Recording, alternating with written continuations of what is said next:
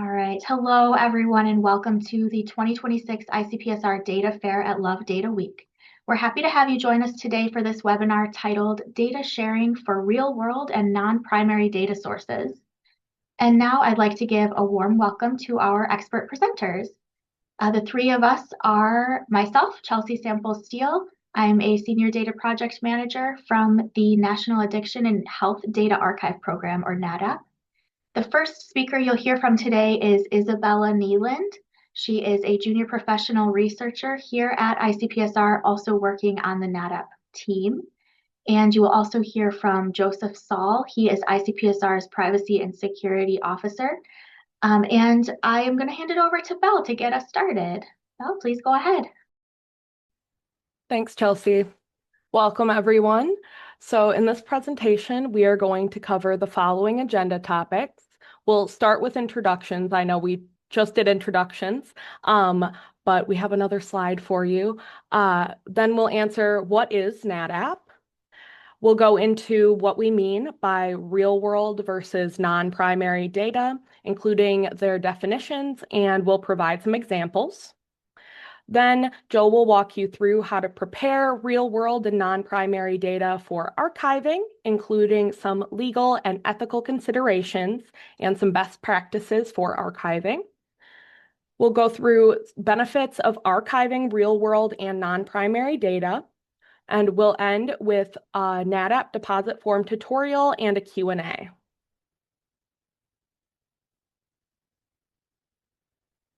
So like Chelsea was discussing, our presenters are Chelsea Sample-Steele, who is the Senior Data Project Manager for NAHDAP, Joe Saul, our Privacy and Security Officer here at ICPSR, and myself, a Junior Professional Researcher at ICPSR, and I mostly work on NAHDAP. So what is NAHDAP? In our first segment of our presentation, we'll answer this question. So NAHDAP stands for the National Addiction and Health Data Archive Program. We are a topical archive or data repository within the Inter-University Consortium of Political and Social Research, or commonly known as ICPSR, at the University of Michigan. We have been funded by a contract with the National Institute on Drug Abuse, or NIDA, since fall of 2009. And we archive data related to drug and alcohol use, tobacco use, and various other health topics. Our mission at NAHDAP is to facilitate research on substance use and health by acquiring, enhancing, preserving, and sharing data produced by research grants. NAHDAP supports secondary data analysis through technical assistance and specialized training for data depositors and data users in the substance use and health research and policy communities. Here you will see a screenshot of the homepage of our NAHDAP website. You can access our homepage by visiting the URL shown at the top of the slide, www.icpsr.umich.edu/sites/NAHDAP. Those of you who have used NAHDAP in the past might notice our homepage looking a little different as we recently launched our new website. At the time of this screenshot in January of 2026, NAHDAP included data from more than 650 studies with over 1.3 million variables and over 30,000 publications linked to our data.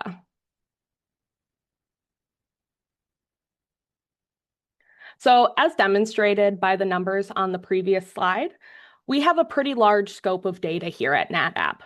Some of the most commonly tagged subject terms that you'll find on our site are drug use, demographic characteristics, tobacco use, alcohol, and youths.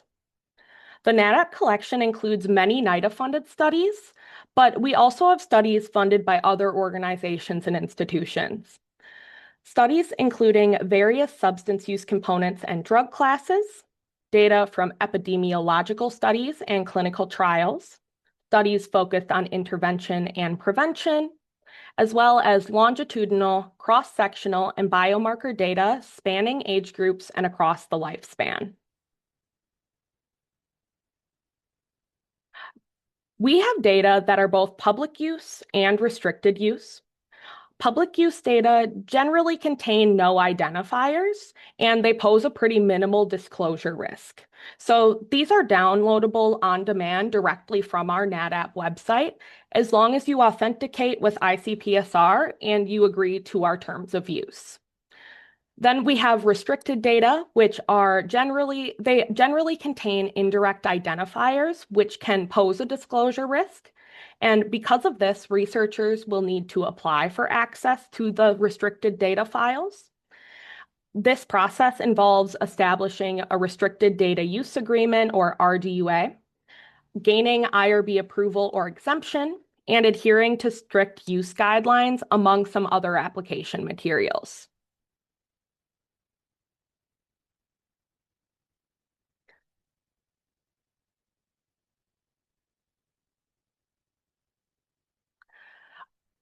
In the next segment of the presentation, we'll review the definitions, and I'll give some examples of real-world and non-primary data.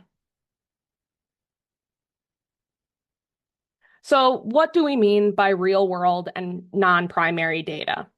We're lumping these two terms together for the purpose of this presentation, but while they share characteristics, they're different in some key ways. Primary data is often collected by a research team for a specific purpose, and it wasn't previously collected or previously analyzed prior to that current project. On the other hand, non-primary data, or it's commonly referred to as secondary data, this was not collected firsthand for the current research project. It was often gathered previously, maybe by another party or for another purpose. Then real-world data is a little bit separate, as it can be primary data or secondary data, as it's a subtype. Real-world data is gathered from everyday sources and circumstances that might not specifically be tied to a research project. Real-world data often also reflect naturally occurring events or circumstances.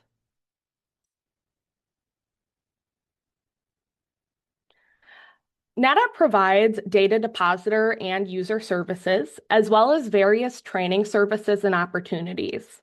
Some of our data depositor services include consultation during grant proposal preparation, review of data management and sharing plans, support for data governance and agreements, technical assistance calls to plan deposits, data review and guidance on preparing your data, and providing letters of support. Our data user services include providing technical assistance via email, phone, and video consultation, providing support for restricted use data applications, assistance with finding and using data hosted by NAHDAP, and bibliographic support for all data within the NAHDAP archive. Some of our training services include workshops within the ICPSR summer program on quantitative methods.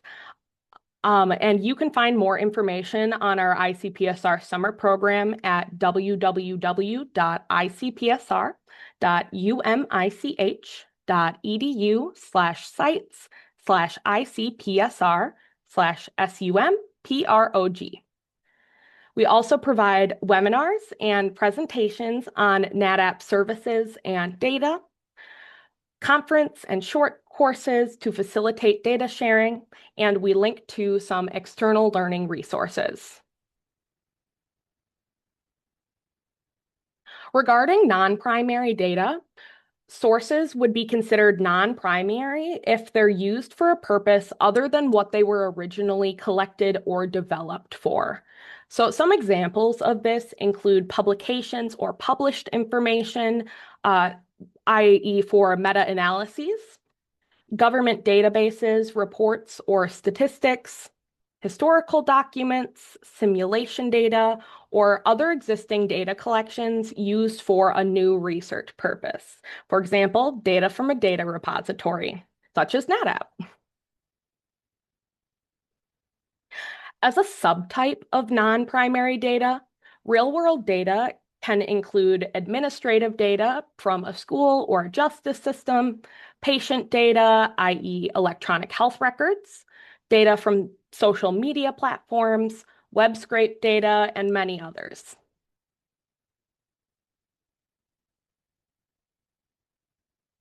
So why would we encourage sharing real-world and non-primary data?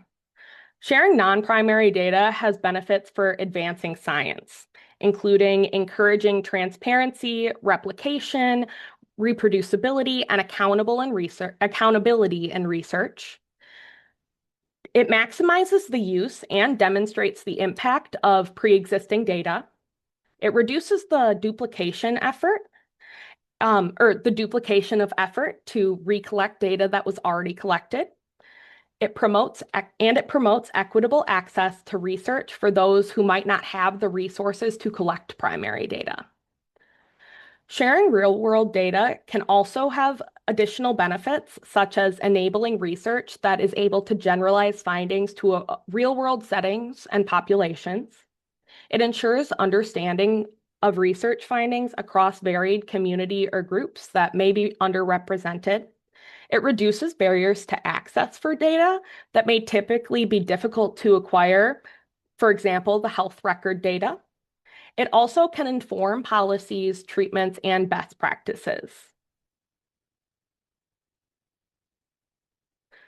This is our first example study using non-primary real-world data that we wanted to highlight.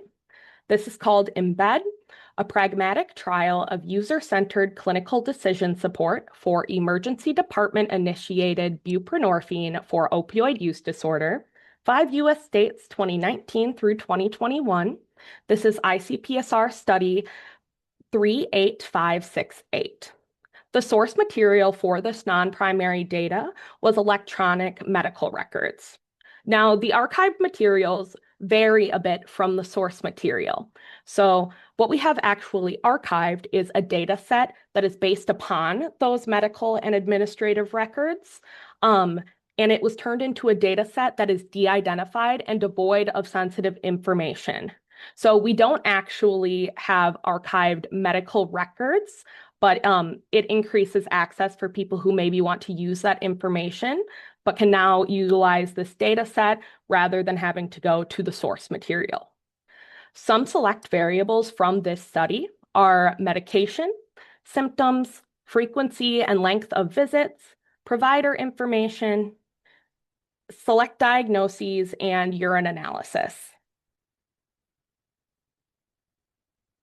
Our second example study is causal analyses of electronic health record data for assessing the comparative effectiveness of treatment regimens, a method study, United States, 2014 through 2019.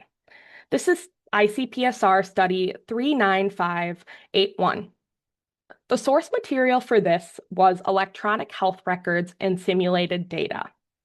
So the archived materials for this one are pretty unique in that we don't have any data actually archived for this study, but rather our study record links out to where people can access this semi-causal R package. And what the researcher in this method study did was create this R package that can be used as a tool for the specification and simulation of complex longitudinal data structures based on non-parametric structural equation models.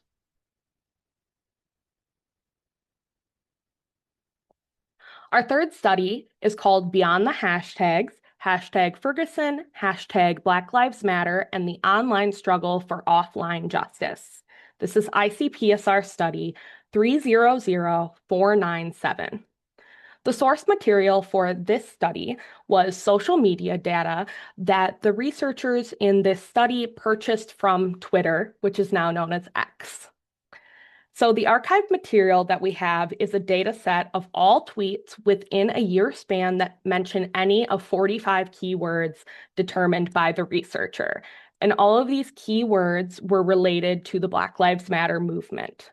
Some example keywords are Black Lives Matter, #Ferguson, Eric Garner, Michael Brown, among many others. Our fourth study is the Comprehensive School Safety Initiative, study of police in schools, California and Florida, 2011 through 2019. This is ICPSR study 37591. The source material for this study was school-level administrative data, and more specifically, it utilized records related to school resource officers and California school administrative records. The materials that we have archived with us are a data set with school-level data regarding institutional characteristics and student body demographics and SRO staffing levels. So again, it might not include, it doesn't include the actual source data, but rather a data set that is derived from that source data. Some select variables within this study are the metropolitan status of the school, suspensions and expulsions, enrollment, and free or reduced lunch eligibility in that school. Our final example study is the consequences of school violence, a systematic review and meta-analysis, global 1990 through 2016. This is ICPSR study 37596. The source material for this were research reports and manuscripts.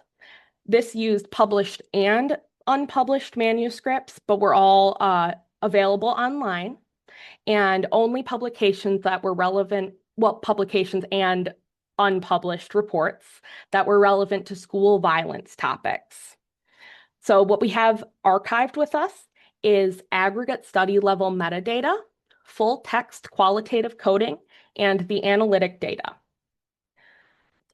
The select variables from the study include the type of interaction with violence, and whether or not each individual study included was published in a peer-reviewed journal, funded or non-funded, random or non-random, and whether or not it was conducted in the US. Now I'm going to hand things over to ICPSR's Privacy and Security Officer, Joe Saul, to cover archiving real-world and non-primary data.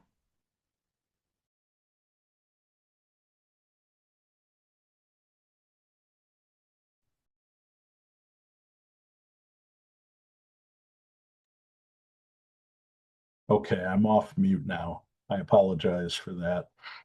I'm Joe Saul. I'm ICPSR's Privacy and Security Officer, and I'm going to, in a relatively short period of time, cover legal and ethical considerations for data sharing, best practices, and some alternatives.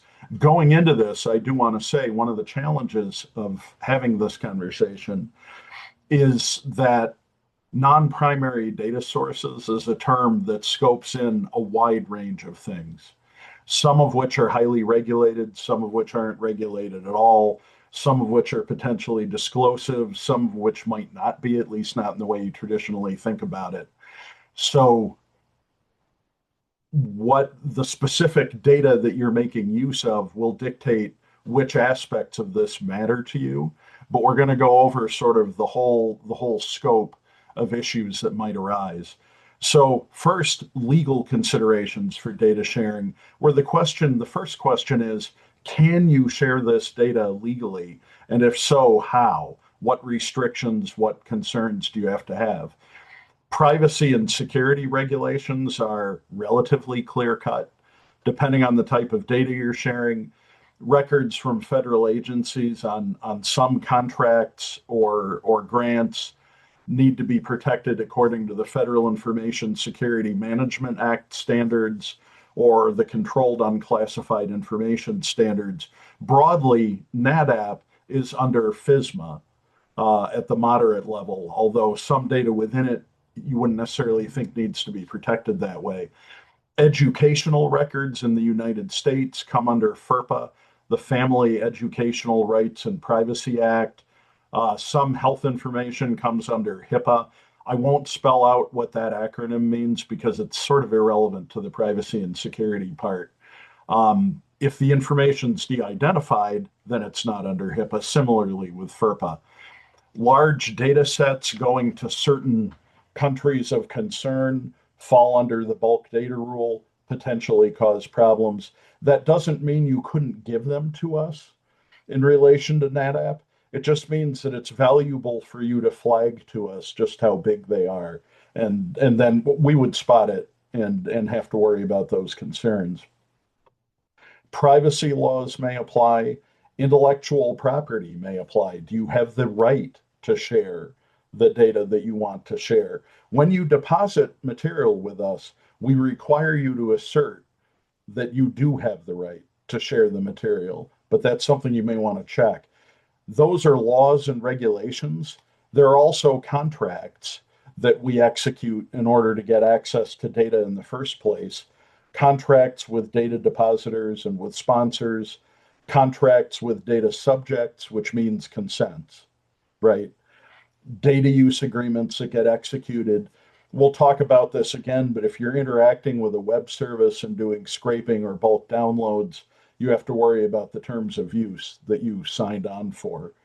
So in addition to legal considerations, Chelsea,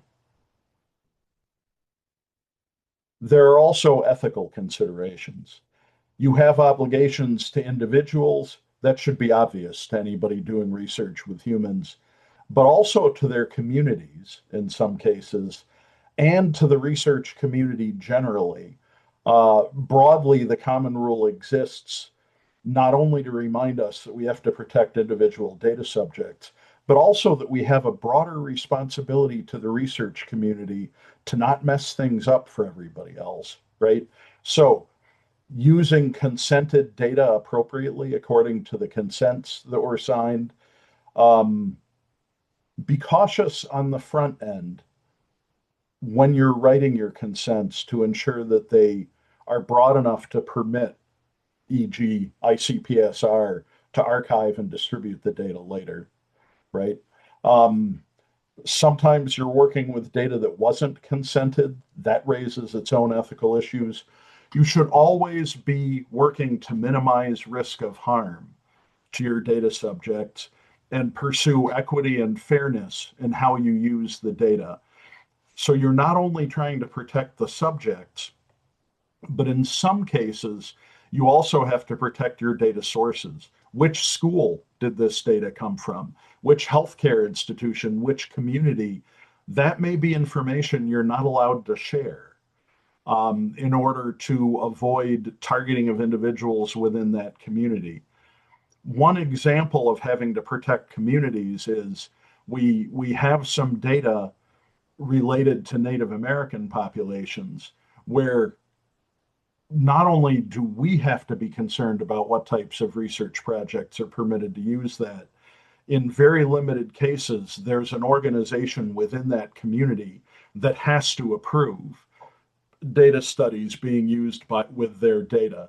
And right now that's happening in the Native American context, but it could happen with respect to other communities that feel potentially threatened by misuse of data to attack their community. So the key point with ethical considerations, without giving a big talk on research ethics, which all of you have already had, that's not really my place, is that we need to work to keep everyone involved safe and protect the availability of data for research going forward by behaving impeccably with it. Chelsea? I'm going to quickly do this because us security people like to do it, but also because I think it's valuable.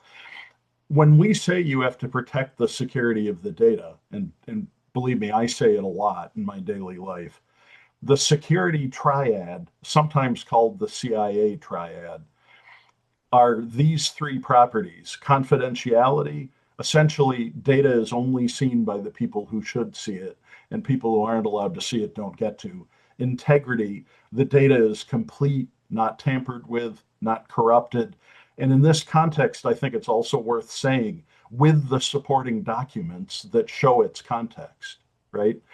Everything you need to explain the data so people understand what the data is really saying is part of the package. And arguably keeping that package together is integrity. If you lose part of that, you lose valuable understanding of what the data is. And then finally, availability. Users who should be able to get to the data can get to it, or to them, if you're one of those people for whom data is plural. Sorry, data are plural. The word data is plural. Something like that. It's an ongoing debate here within our community. In the case of public use data, confidentiality is less critical, right? It's public, but integrity and availability are still important. Chelsea? And when I use the term privacy, which again, we talk about a lot here, it's important to us. Privacy essentially means that people have control over how their information is used. They aren't identified unless they've agreed to be identified, and then only in contexts where they've agreed to it. Again, be careful about consents on the front end. Their information is only used for purposes they've agreed that it can be used for, and it's only used by the kinds of people or the specific people that they've agreed to use it, right? When you're sharing data on down the road, you have to be cautious about this. You have to fully understand it. Next. So, best practices for data sharing on, well, it's on 2 slides. First, make sure you can use and share the original data. Check with your IRB, review the original consent documents if you have them, review existing data use agreements that apply to it. Look at other relevant restrictions that may be in play, right? If you've been web scraping, am I still frozen? Okay. If you've been web scraping data from social media sites or other places like that, make sure that what you did is okay under the terms of use that apply to you.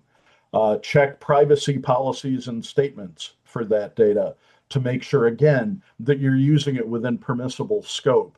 And if you are dealing with a community that has specific heightened concerns, make sure that you're working within the community restrictions and putting into place whatever kinds of checks and balances may need to be there, whether that's avoiding identification of the community within the data, or the community gets a voice, or simply they're trusting you to be cautious what you do with it. You need to follow that. Before you share the data with anyone, even your team, make sure that you have all necessary approvals and that you understand the scope of what you need to do with it. If it turns out that you're allowed to share the original data, remove identifiers from the files prior to sharing. Use relevant checklists of identifiers based on the data type. Some are more vague than others. We used HIPAA for electronic health records here because the HIPAA safe harbor method has a very well-known set of identifiers that you need to either remove or reduce the granularity of. But checklists exist in other contexts as well. Make sure that you know in what circumstances you're allowed to share the data and who you're allowed to share it with, and work within those bounds. Next. If it turns out that you're not permitted to share the original data, tell everybody who needs to know so that no mistakes or questions arise. Your grant manager, your research team, and so forth. Include it in your data management plan, again, so no mistakes arise later in the process. If you're in a situation where you can share the data, but only if certain conditions are met, work with NAHDAP on that. We may be able to find a way for it to work within our context, whether it be a data sharing agreement that we work with the original data provider or something else. But we can do that, and we're happy to go to the line with you on this. If it's data that you've gotten from ICPSR and NAHDAP, you are not, or NAHDAP, you're not permitted to reshare data you've received from us unless you get permission from us directly. That's by no means impossible. Come ask, but do understand that our standard terms of use bar redistribution of data without our permission. And that's for both public use and restricted data. All right, so come ask us if that's something that you want to do. Next. So, what do you share if you can't share the actual data? There are times that you need to share research products from your project even if you're not allowed to share the original data. Here's what we're going to look for instead in those cases. First, a description of the original data source, including how you get access to that data. Second, any new or derived variables that you created from the original data, if you're allowed to. Documentation of how you created those variables and the code books that they're included in. Three, syntax files and code so that we can replicate your analyses in the creation of the newer derived variables. Make sure you tell us what packages or programs are needed in order to run those analyses. Fourth, any data use agreements you have for data obtained from external sources. Fifth, IRB documentation for your current project. Finally, metadata and documentation that tell us about the original data as well as about your project. Any documentation you have associated with that is helpful to us. Even if you can share the original data, we're still going to want you to share those 6 categories of things. That is the end of my section. Happy to take questions at the end of the presentation. And now I hand this back to Belle, correct? Nope, Chelsea? Chelsea, take it away. Yep, Sorry. Chelsea. Thanks, Joe. Great. So as Joe mentioned, please, if at this point, I just wanted to give you a heads up that if you have questions for us, please add them to the Q&A box at the bottom of the Zoom window, and we'll get to questions at the end, as Joe mentioned. So I'm going to go over a tutorial on how to share data with NAHDAP. Now that you know what you can or can't share, how do you actually do it? So first, I wanted to go over the 5 main steps for sharing data with NAHDAP. The first is to contact us about your project as early as you can. Second is to prepare your data for archiving. Third is to deposit your data. Fourth is to be available for follow-up questions. And then 5, follow along as the data are released. So going more into detail on these, step 1 is to contact NAHDAP about your project. And the earlier that you do it, the better. That's because when you get in touch with us earlier, we're better able to do all of these things, including consult with you on informed consent language to enable data sharing, as Joe had just talked about, help you determine whether a data contributor or deposit agreement is advisable for your project, share data preparation guidelines with you early in the process to reduce the burden on your team later when preparing your files for archiving, review sample files to consult on formatting or contents, and be a contact for you throughout the project to answer any questions as they come up. And finally, to anticipate on our end your project's data sharing timeline, deadlines, and other needs so that we can allocate our resources accordingly.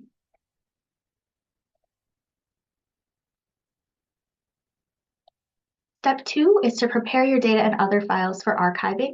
This includes you doing the following: ensuring that you're using NAHDAP's preferred file formats, ensure that files are de-identified, removing at least the direct identifiers prior to archiving, ensuring that files are clean and complete. So for example, all variable elements are included, missing data are addressed to the best of your knowledge. Gather the necessary documentation files to include with your deposit.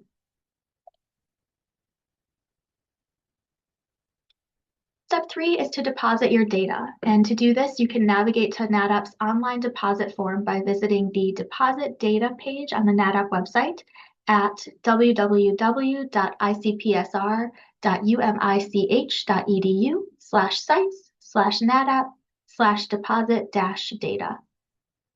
When you start your data deposit via this form, you don't have to do your work all in one sitting. You can save and come back to it later. You'll be able to fill in the metadata fields that are included in the form, and you'll be able to upload your files directly to the form.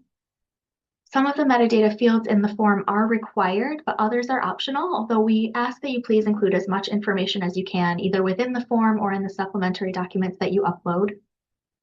The form has a size limit of 30 gigabytes and 1,000 files. If your project surpasses those limits, please feel free to get in touch with us and we will either increase the space available or we will find an alternative way to help you share those files.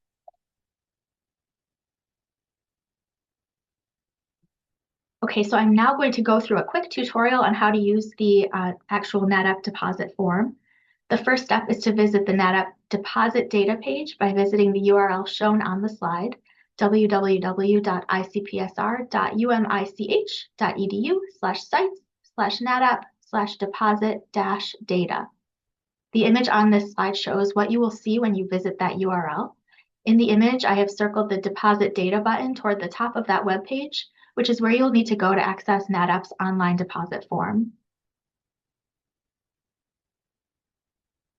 When I click the deposit data button, I am taken to the ICPSR login page first, which is shown in the screenshot on this slide. I need to log in on the ICPSR website in order to access the deposit form. Once I have logged in, I will see a page that allows me to create a deposit project, which is what is demonstrated here on the screenshot on this slide. At the top of the Create Project window, you can see the archive field is set to NAHDAP, which is necessary to ensure that this deposit goes to the NAHDAP team and not elsewhere within ICPSR. On this screen, you will enter your project title, answer a question asking whether this deposit is related to an already existing ICPSR collection, and then you will click the Save and Apply button toward the bottom of that pop-up screen. The screenshot on this slide shows what the pop-up window looks like after you have clicked the Save and Apply button. The top of the pop-up window shows that your project has been created successfully. You can now click the Continue to Project Workspace button toward the bottom of the pop-up window to navigate to your deposit project.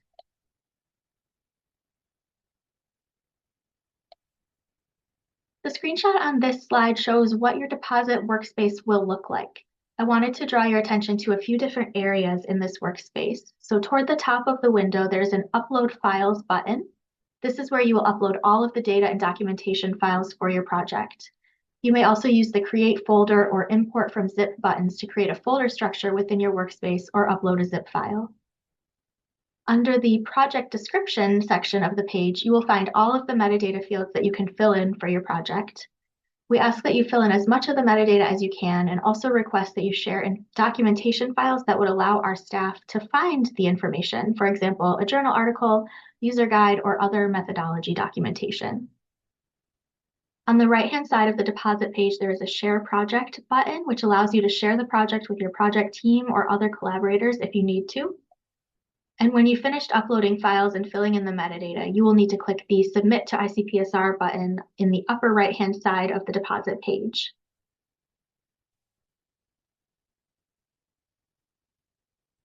Once you click that button, you will see a pop-up window, which is what is shown on the screenshot on this slide. This window appears after you click the either Upload or Submit to ICPSR buttons in the form. And this window states that ICPSR applies security controls that allow data classified up to FSMA moderate to be handled by the deposit system. Once uploaded, files may no longer be viewed or downloaded. Files may only be deleted and replaced.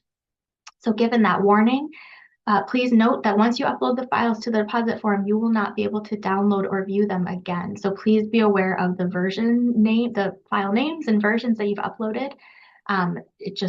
To be aware of that, and if you have any issues, of course, please reach out to us and we can help you determine what versions you've submitted.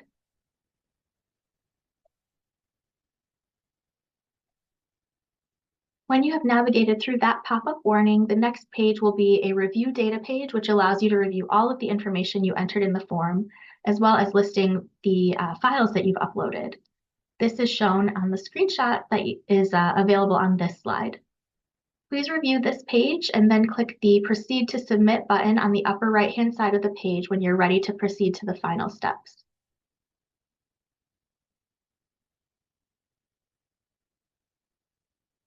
Okay, finally, the screenshot on this slide shows the final step, which is a pop-up window in which you'll need to answer some questions about your data regarding the presence of confidential information and copyrighted material, and then read the deposit agreement and electronically sign your deposit using one of the options listed.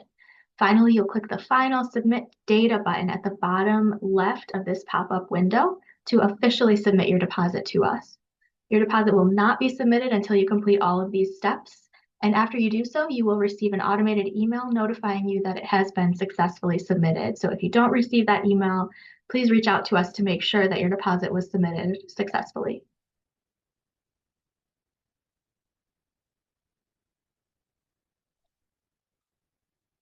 Okay, once you have deposited your files, the next step is to be available for follow-up questions. NAHDAP and the ICPSR curation teams will review your deposited files for completeness, disclosure, and risk of harm, or data quality issues. We may follow up with you if we have questions for you, either during the initial review period or during the curation process. In some cases, we may ask that you make changes to files and submit an updated version, or we may ask for your permission to make some changes to the files on our end. We archive all of the follow-up communications we have with you so that important decisions are documented. When possible, we recommend that you please build time into your data sharing timeline to anticipate follow-up questions from us, which can sometimes lead to you needing to revise your files and resubmit them. In the final step, the data are released. Each study gets its own study homepage, which looks like the example screenshot shown on this side. The study homepage includes the study title, the DOI and citation information, metadata, and buttons for downloading and exploring the files. There's also a place on the right-hand side of that page to follow along with usage statistics over time. And from this page, you can also pull up a more detailed usage report by whatever time period you're interested in tracking usage for.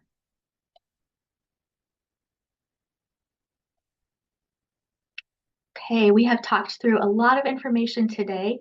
I'm sure you have questions. At this time, we'd like to invite you to add your questions to the Q&A box within Zoom, and we will answer them as we receive them. We actually haven't received any questions yet, so I'm just going to give it a little bit to see if anyone here has one. And then if not, we will move on. So please go ahead and put your questions in the Q&A box.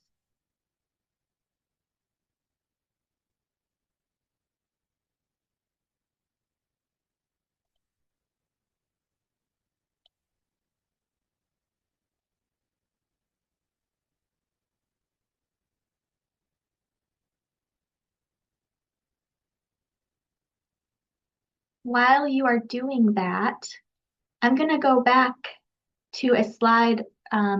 We had a little slide snafu earlier where we were missing a slide that we wanted to make sure we cover. So I'm going to go ahead and do that now while you are adding your questions to the Q&A box.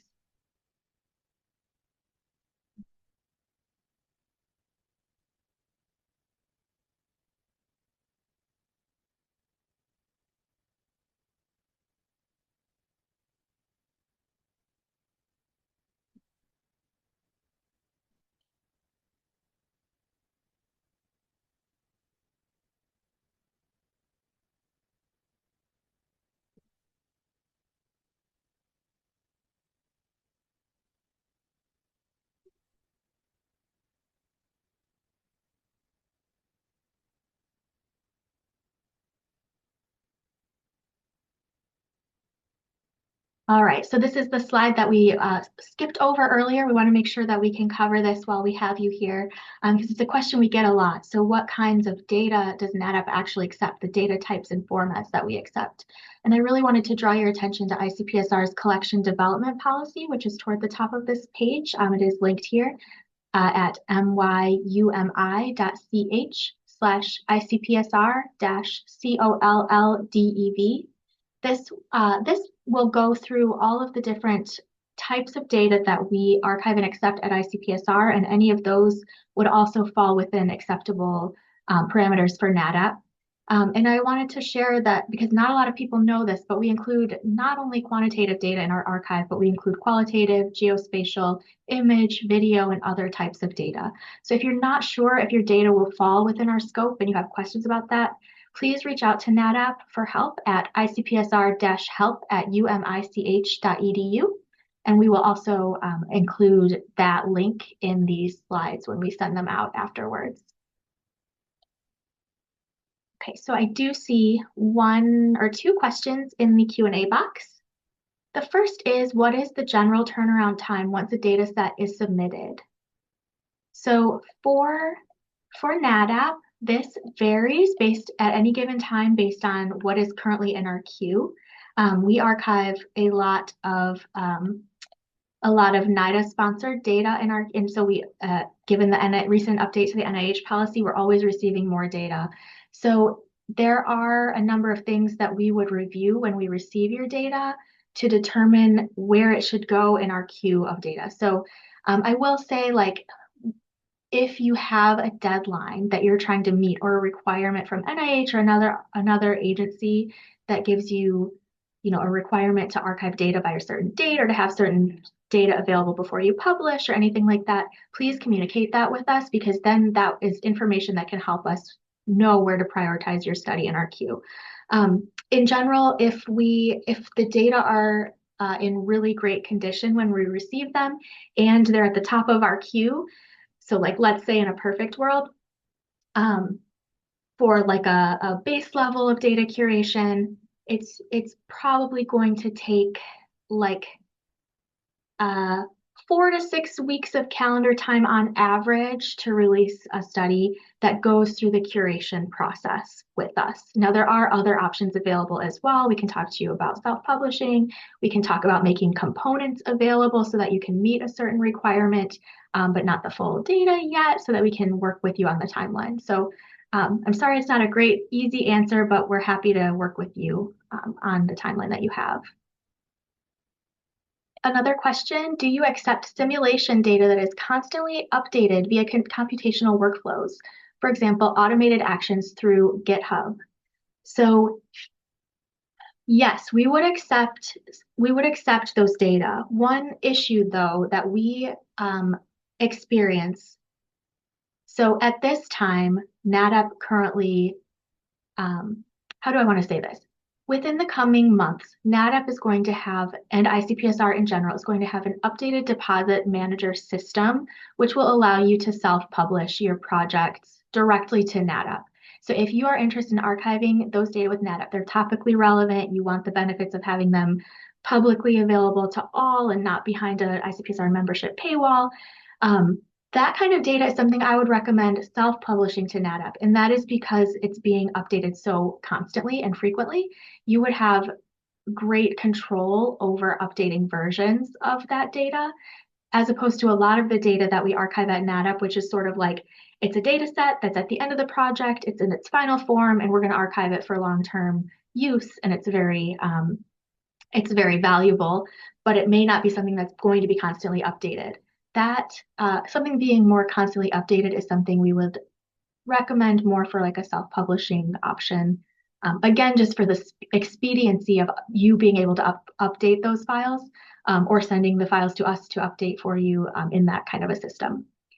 So yes, we definitely accept that data. It's just what would work best for data that are continuously updated. And we can also, if you have a project where you want to archive a version of a data set that is near final, but you also have additional documentation or code, or like in this case, what you're describing, I don't know if this could also be relevant for that kind of case, but we often link out to products on GitHub or other similar platforms within our platform so that people can discover your project on that other platform via our platform. So that is something we could also do. And then there is a follow-up question about, will the self-published data receive a DOI? Yes, all self-published data at ICPSR and in the future with NAHDAP will receive a DOI as well.